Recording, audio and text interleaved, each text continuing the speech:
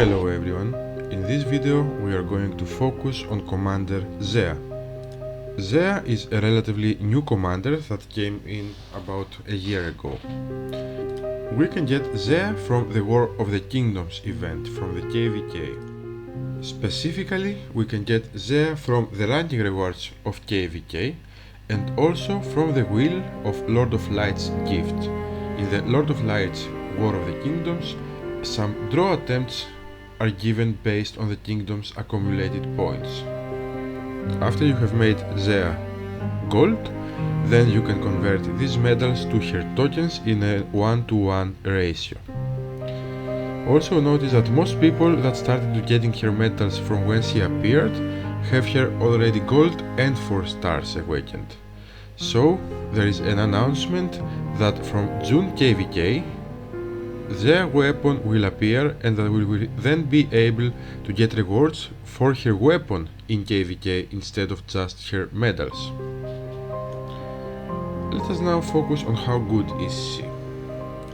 In general, as a free-to-play commander that you can get her medals and tokens for free without any black diamonds needed, she is actually a quite good commander specifically for GoTWiC.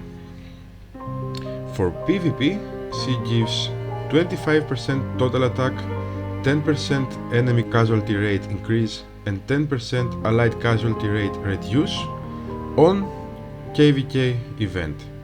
This is one of her weaknesses, that her actual army skills are only for GoTWiC event and they do not apply in any other PvP. However, it is quite nice that all 3 of her army stats are actually battle stats that are applied in a battle, which is not very common for free-to-play commanders. The most important thing about Zhea's army skills is actually that they are passive, so you get these 3 percentages every time by default, even without using Zhea commander in your lineup, because they apply once you own her. For PvE, in general we can say that she is actually quite good, both for formations for events like Weirwood Memories and stuff, and also pretty good against rebel leaders. She is in general a support and healing commander. In general, she is good for low color Ezra formations, especially against rebel leaders. In Tavern, Zhea is actually quite good, as she gives 3 stars of command, 3 stars of combat rate and 4 stars of leadership when not awakened. It's actually quite nice because although command is really quite useless, especially leadership is the best skill that you can get in Tavern, and combat rate is actually the second best. So she's actually one of the best, if not the best, free to play in the Tavern, and especially when awakened, the stars that she gives is make her a must to get to level 80. For upgrading her, she needs jewelry gifts. Let's now focus on her awakening. To awaken her, you need specifically Zhea tokens. You cannot use elite or epic tokens on her. However, it is quite easy to get them, as we said, because there is a 1-to-1 rate from her medals that we can obtain freely and easily in GoTWiC. In the second star, as all commanders, you get 1 more star in Tavern, which is quite important as she is quite good in Tavern, as we explained before, so this is a must to get to 2 stars.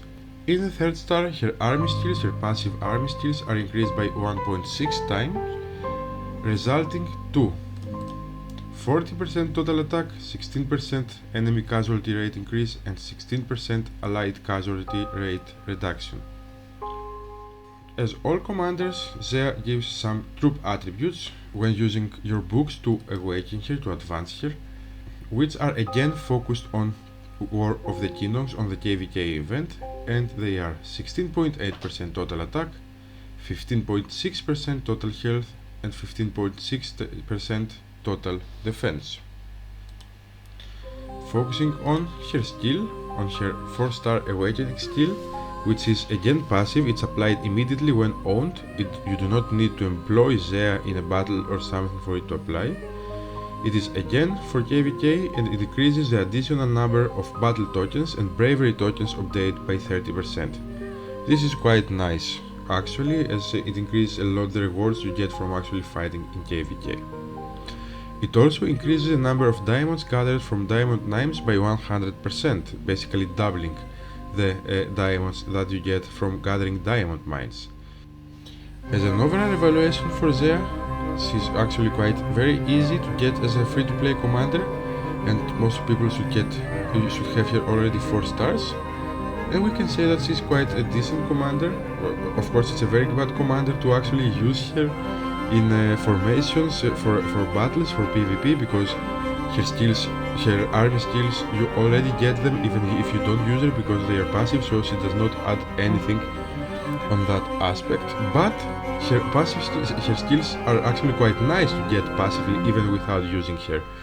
She's also quite nice for PvE, and you can combine her nicely with the Enzo formations, which is very nice, especially for free-to-play players, to have one more support commander to rely on.